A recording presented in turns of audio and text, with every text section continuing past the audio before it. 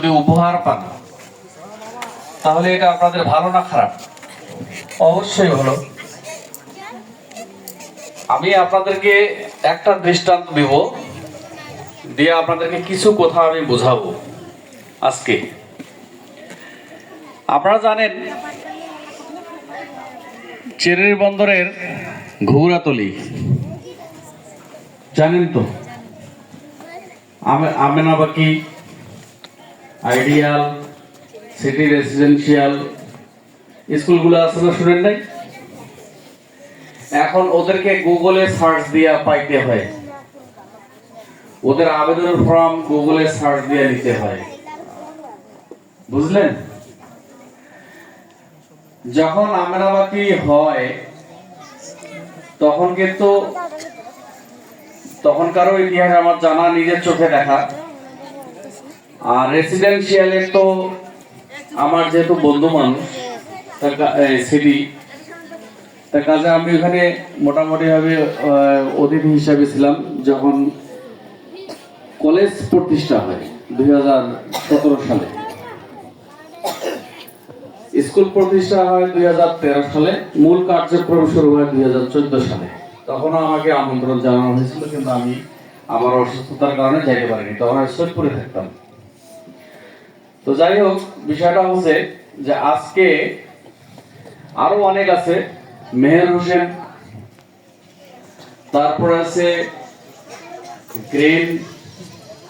Green মনে হয় নাকি, আরো অনেক কয়েকটা 10টা 12টা প্রতিষ্ঠান এখানে খুব প্রতিযোগিতামূলক অবস্থায় আছে।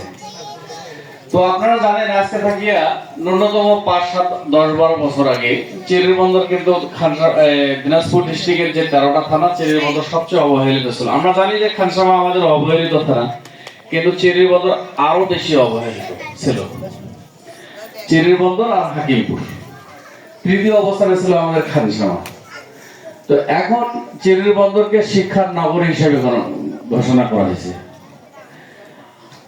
সিটি যখন হয়, সিটি স্কুল অ্যান্ড কলেজ যখন হয়, সিটি স্কুল অ্যান্ড কলেজ এরা তো আপনাদের এই যে টিনের চাটি বেড়া লাগাইছে না, ওরা চাটি বেড়াও লাগাতে পারেনি, শুধু ওরকম একটা ওই যে টিনের, এই যে টিনেরা ওঠে দিয়েছে, ওরা কিন্তু টিনও ওঠে দেয়নি, একটা ছাপড়ার মধ্যে ছিল 2013 সালে।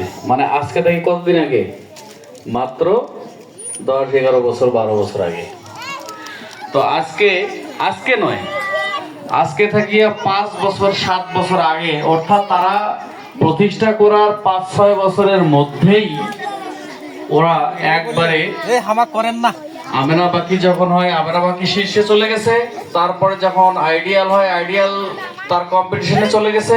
তারপরে সিটি যখন হয়, সিটি তার কম্পিটিশনে চলে গেছে। এই বিষয়গুলো কিভাবে হলো, কিভাবে সম্ভব? এটা কি আদৌ সম্ভব? স্বপ্নের মতো প্রতিষ্ঠান। কই, দিনাজপুর ডিস্ট্রিক্ট তো বিশাল পুরানা ডিস্ট্রিক্ট, 18শো শতাব্দীর সেই ডিস্ট্রিক্ট আছে দিনাজপুর জেলা, এরকম প্রতিষ্ঠান তো হয়নি। রংপুর তো যদি আপনি ক্যাডেটটা বাদ দেন, রংপুর তো এরকম হয়নি। জেলা স্কুলগুলো আছে, দিনাজপুর রংপুর জেলা স্কুলগুলো আছে, সেগুলাতে ফাইটিং হয়, কিন্তু এরকম ফাইটিং আমার জীবনেও আমি দেখিনি। গত বছর ক্লাস 5-এ চান্স নেওয়ার জন্য সিটি এবং আমেনাবাকিতে আর আইডিয়ালে একটা প্রতিষ্ঠানে 16, 17, 18 হাজার করে স্টুডেন্ট ফাইট দিয়ে মাত্র 70টা করে স্টুডেন্টকে সিলেক্ট করা হয়েছে।